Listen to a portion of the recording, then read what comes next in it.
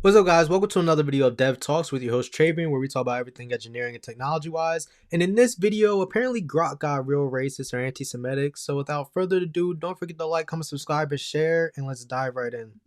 There's a new chatbot in town just a few months after the release of Grok 3. Elon Musk's XAI is now rolling out Grok 4. Musk claims the AI assistant can reason at what he calls superhuman levels and is, quote, smarter than almost all graduate students. I don't know why they're getting the focus there, but the unveiling comes one day after the previous model, Grok 3, made a series of anti-Semitic posts praising Hitler. For more on this, we want to bring in New York Times technology reporter Mike Isaac. Mike, these anti-Semitic posts in particular got a lot of attention. What can you tell us about the changes made to the chatbot in its aftermath?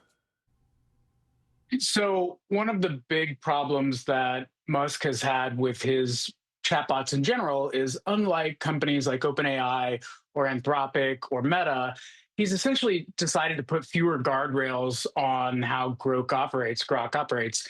And so, with this new update in the latest model, he's trying to make it more what he calls like memey and internet literate. And I think as a result of that, there's a lot of really gnarly stuff on the internet that it sucks up and spits out.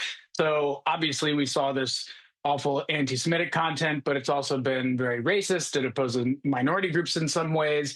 And part of the changes that Elon Musk talked about was it's agreeing with people too much and kind of running with their own opinions, the opinions that people are asking them. So they had to roll back some of the sort of sycophantic tendencies of the model, basically. You know what's crazy about this is it's trained off of people on Twitter as well. Well, it's not strictly off of that, but I would have to in some way like look at Grok and be like, how much of it is trained off of people on Twitter? Because Twitter is not the best place, especially with Musk being now the head of it, the owner of Twitter, and he brought a lot of free speech back to Twitter and everything. Grok being trained off that may not be this right thing. Like same thing, like if it was like Reddit forums and things like that, I don't think it should be trained off of like Reddit forums either. Like if an AI was part of Reddit and going off of that, there's like certain social media in general. I really don't know how I feel about it being trained off of that. But at the same time, right? In Grok's defense, even though there's no defense into like what is said and everything like that, in his defense, it is AI. It is not perfect. I have been saying this about AI for years now. It's not going to be perfect. It's not going to be up to our standards. And we have to really define what standards we agree with something being okay with. Because remember when ChatGPT and Bing's AI bot that died really quickly. Yeah, Bing had a bot too, saying crazy stuff when they first came out. Insane. This type of responses that came back. It was crazy what was being told. For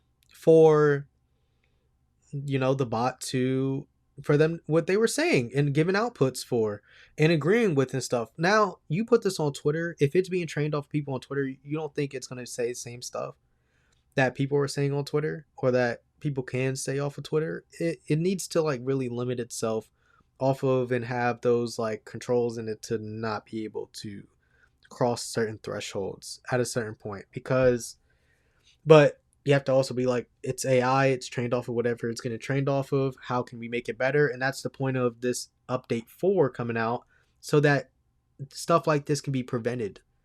And we're going to continuously get updates to prevent new things. A chatbot's going to go off the wire somewhere. And that's what the thing about when these robots first come out, like the Tesla bots, the X1s, all those other robotics start coming to people's houses, the figure bots and things. You don't think one is going to crash out here and there? Human beings ourselves, right? Human beings are the most unpredictable, even though some people are predictable.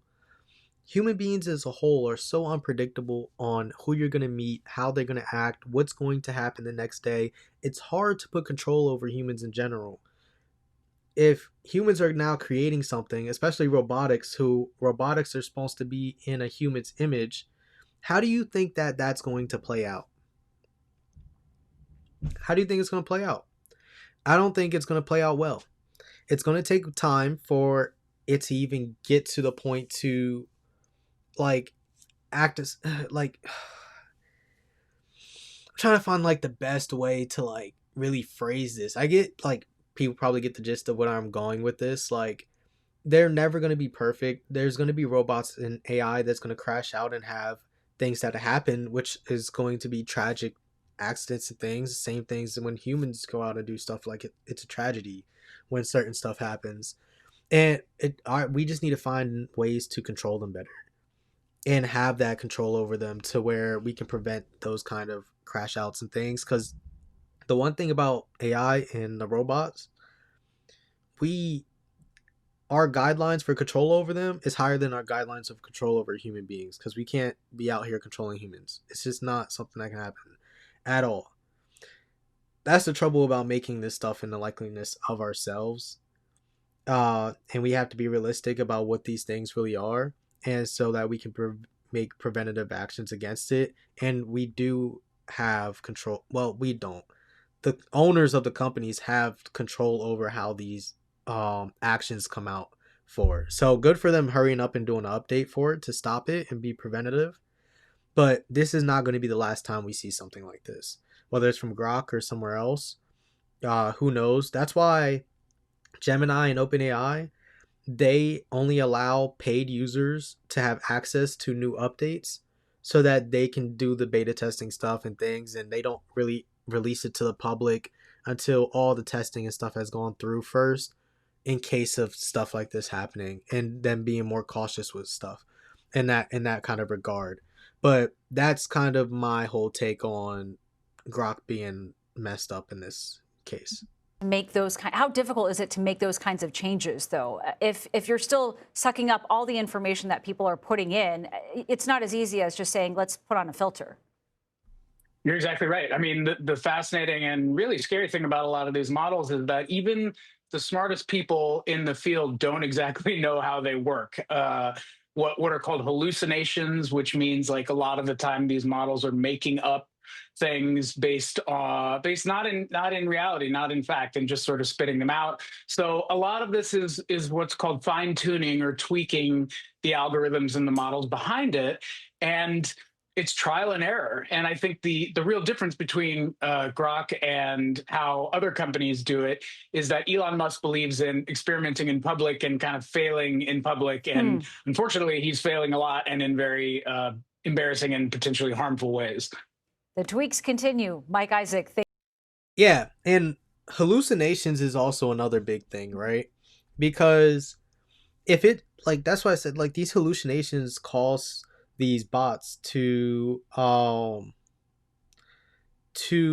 be able to just make up random crap, and preventing them is extremely hard. Like I'm not an expert. I definitely want to talk to an expert more into the lines of this, but even if some of the experts don't know, like how are we going to prevent these hallucinations from happening? It's really a complex system here that we're really talking about that we can't really take at face value because it's just tough. It's going to suck. So